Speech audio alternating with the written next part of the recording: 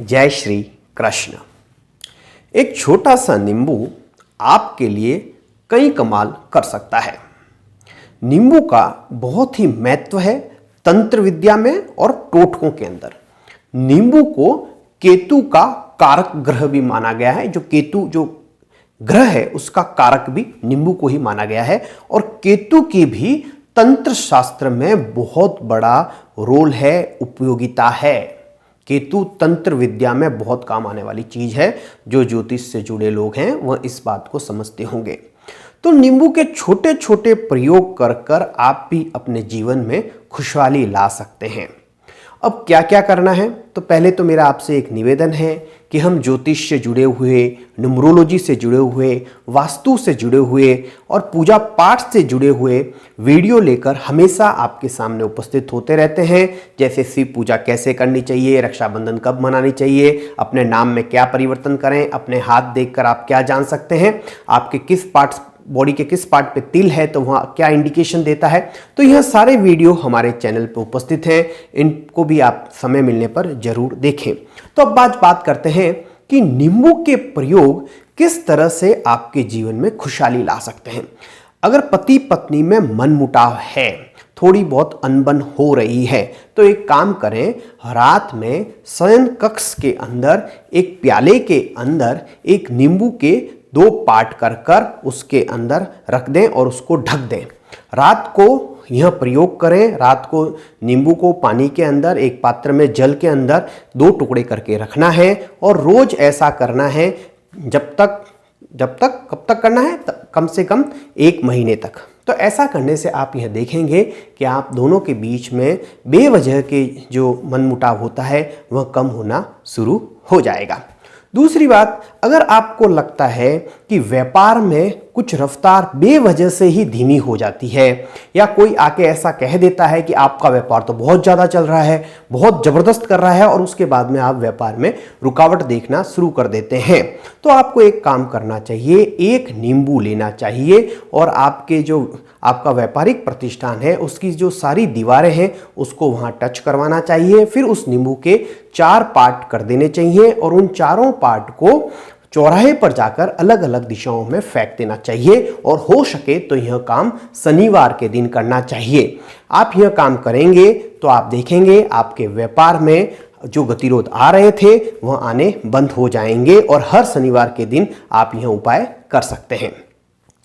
अगर घर के अंदर बच्चा बीमार हो जाता है या कोई भी ऐसा सदस्य है जो बीमार हो गया है और काफ़ी सारे डॉक्टर्स को दिखाने के बाद में भी उनके जो बीमारी में सुधार नहीं हो रहा है, तो आपको एक उपाय करना चाहिए। यह उपाय भी शनिवार के दिन ही होगा। शनिवार के दिन आपको एक नींबू लेना चाहिए, उसके ऊपर आपको 307 नंबर लिखना चाहिए कोयले से, और फिर उस जो भी बीमार व्यक्ति है उसके ऊपर से उसको 7 बार एंटी क्लॉकवाइज, मतलब घड़ी इस दिशा में घूमती है तो यह एंटी क्लॉक घड़ी की विपरीत दिशा में घुमाता हुआ घुमाकर 7 बार घुमाकर उसके 4 टुकड़े करने चाहिए। लेकिन 4 टुकड़े करते वक्त एक बात ध्यान रखनी चाहिए कि नीचे से जुड़े हुए रहें, वह चारों टुकड़े अलग अलग नहीं हो जाए। और फिर इन टुकड़ों को लेकर घर के पश्चिम दिशा में किसी निर्जन स्थान पर फेंक पर आ जाना चाहिए। कोई चौराया होगा तो अच्छी बात है, कोई तिराया हो तो अच्छी बात है, और वहां पर फेंक कर आ जाना चाहिए। ऐसा करने से आप देखेंगे कि जो भी बीमार व्यक्ति है उसकी बीमारी में सुधार होना, स्वास्थ्य लाभ होने के जो अवसर हैं वह बढ़ जाएंगे। अब कई बार ऐसा होता है कि हमें बहुत बुरे बुरे सपने आ रहे होते हैं, या हमारे पारिवारिक सदस्य में छोटे बच्चों को कई बार बुरे बुरे सपने आ रहे होते हैं। तो एक नींबू लेकर जो जहां वह सोते हैं उनके सिरहाने के नीचे रख दीजिए। कम से कम 11 दिन यह उपाय कीजिए। दूसरे दिन उस नींबू को आपको फेंक देना है। 11 दिन यह उपाय करने से आप यह देखेंगे कि आपको बुरे सपने आने कम हो जाएंगे या बंद ही हो जाएंगे। तो यह उपाय जो है यह सब कुछ छोटे छोटे उपाय हैं और बहुत ही सरलता के साथ किए जा सकते हैं। और हम आपको यह इस वजह से बता रहे हैं कि यह बहुत ही सरल है, सहजता के साथ किए जा सकते हैं। और हम ये चाहते हैं कि आपकी छोटे उपाय से अगर आपको फायदा हो सके तो उसको करने का क्या नुकसान है, जरूर करना चाहिए। लेकिन कुछ चीज़ें जो आप नेगेटिव भी होती है नींबू से जुड़ी हुई, कुछ लोग नींबू से जुड़ा हुआ गलत प्रयोग भी करते हैं, तो उनकी भी सावधानी रखें। एक मैं घर की जो गृहिणियां हैं उनसे एक निवेदन करना चाहूँगा कि वह रेफ्रिजरेटर के अंदर, फ्रिज के अंदर कई बार नींबू काट के रख देती हैं, रात के समय काट के रख देती हैं और फिर सुबह उनको यूज़ करती हैं। तो इसको आपको नहीं करना है। ये आप बेवजह से ही, भूलवश ही, गलती से ही एक तंत्र क्रिया कर रही हैं और उसके परिणाम घातक हो सकते हैं। नींबू काट कर रेफ्रिजरेटर के अंदर आपको नहीं रखना है, यह घर के सदस्यों में कोई बीमारी ला सकता है। अगर आपको नींबू रखना है तो उसको पूरा का पूरा रखना है। कटा हुआ नींबू अपन को रेफ्रिजरेटर के अंदर या बंद किसी भी चीज़ के अंदर करके नहीं रखना है। यह एक तरह का तंत्र प्रयोग कर रही हैं और आपको पता भी नहीं है। अब मैं आपको एक चीज़ और बता दूं, कई लोग हैं बहुत परिश्रम कर रहे हैं, नौकरी करना चाहते हैं, व्यापार करना चाहते हैं, बेरोजगार हैं, बहुत उन्होंने मेहनत कर रहे हैं। ऐसी बात नहीं है कि वो मेहनत नहीं कर रहे, वो मेहनत कर रहे हैं, उसके बावजूद भी उन्हें उचित परिणाम नहीं मिल रहे हैं। तो नींबू का एक बहुत ही अच्छा प्रयोग मैं बताता हूं। आप एक नींबू लीजिए, उसके साथ 4 लौंग लीजिए और किसी भी हनुमान मंदिर में चले जाइए और हनुमान मंदिर में जाकर वह लौंग जो है, वो चारों लौंग जो है नींबू में डाल दीजिए, उसमें उसको जोर से ठूस दीजिए या जोर से प्रेशर लगाकर अंदर डाल दीजिए। उसके बाद में वहां बैठकर आप हनुमान चालीसा का जितनी बार हो सके उतनी बार पाठ कीजिए और वह नींबू वापस लेकर अपने घर आ जाइए।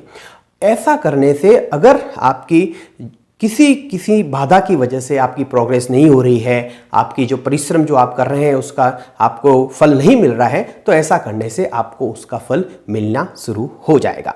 अब नींबू से जुड़ा हुआ मैं एक चीज़ आपको थोड़ा सा सावधानी रखनी चाहिए। अगर आपके घर के बाहर कोई नींबू फेंक के चला जाए या कोई नींबू अगर आपको सड़क पे दिखे जिसके अंदर किसी ने कोई पिन चुबा रखी है या कोई ऐसा नींबू जिसके टुकड़े कर रखे हैं और उसके अंदर सिंदूर डाल रखा है या उसके अंदर काली मिर्च डाल रखी है, तो आपको थोड़ा सा सावधान होना चाहिए और हनुमान जी की शरण में जाना चाहिए। घर में हनुमान चालीसा का पाठ या आपको सुंदरकांड का पाठ करना चाहिए, जिससे अगर किसी भी तरह की कोई गलत विद्या करना चाहता है आपके साथ तो आप थोड़ा सा अलर्ट हो जाएं। तो हमारा यह कार्यक्रम हमने इस वजह से बनाया कि आप ये छोटे से प्रयोग करके अगर आपको फायदा हो तो जरूर करें, और अगर आपको इस तरह के वीडियो अच्छे लगें तो हमारे चैनल से जुड़े रहें। कमेंट बॉक्स में आके हमें बताएं कि आपको किस तरह के वीडियो पसंद करते हैं, तो हम उसी तरह की जानकारी लेकर उपस्थित होते रहें। जय श्री कृष्ण।